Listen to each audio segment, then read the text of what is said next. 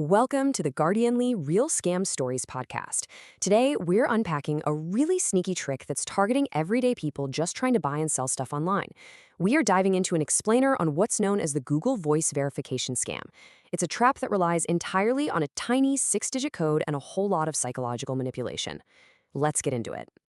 Imagine you're just trying to clear out some space in your garage. You list a treadmill on Facebook Marketplace, like a recent case documented by the Identity Theft Resource Center. Pretty quickly, a potential buyer reaches out. They seem super eager. They ask the usual questions, and you're thinking, awesome, easy sale. But then, the conversation takes a very specific, manipulative turn. The buyer suddenly starts acting worried about fraud. They'll say something like they've been scammed before, and they just want to make sure you are a real human being before handing over any cash.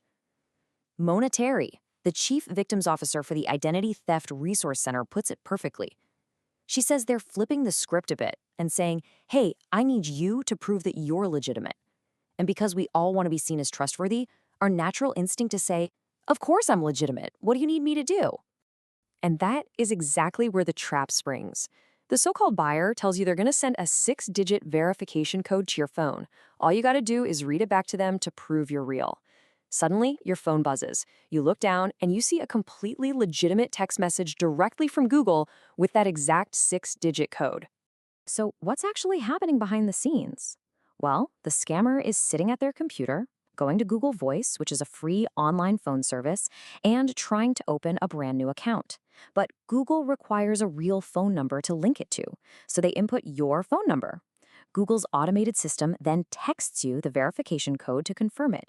You, thinking you're just proving you're a real seller, send that exact code right back to the scammer. They type it in, and boom, the account is officially activated.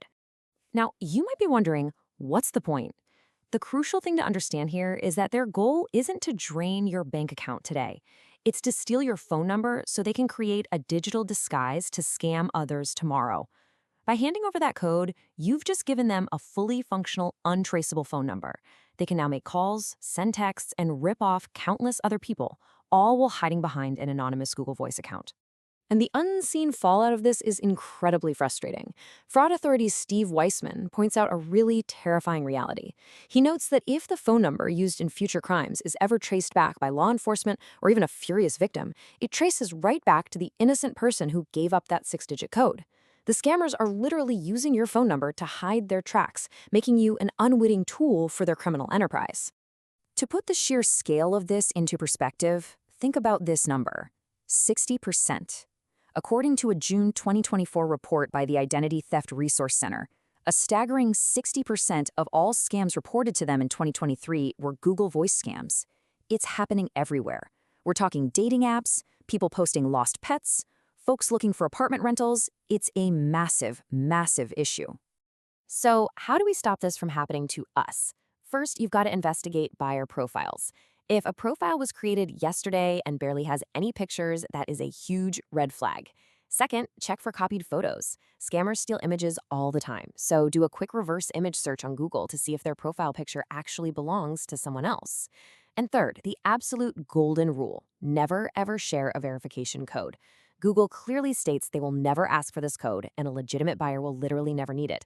If someone asks for a code, just shut down the conversation immediately. Okay, but what if you already shared a code before catching this explainer? Don't panic, but you do need to act fast.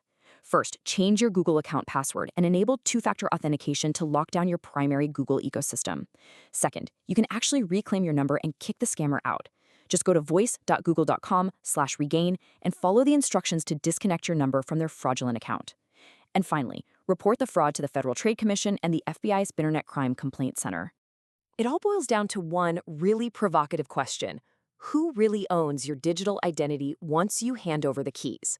In our hyper-connected world, a simple 6-digit text message might be the only wall between your good name and a criminal's disguise. Guard those codes like cash, because to a scammer, they're incredibly valuable. Thanks so much for joining me for this explainer. If you found this helpful, please like, subscribe, and share the story to help protect your friends and family from falling into the exact same trap. Stay safe out there.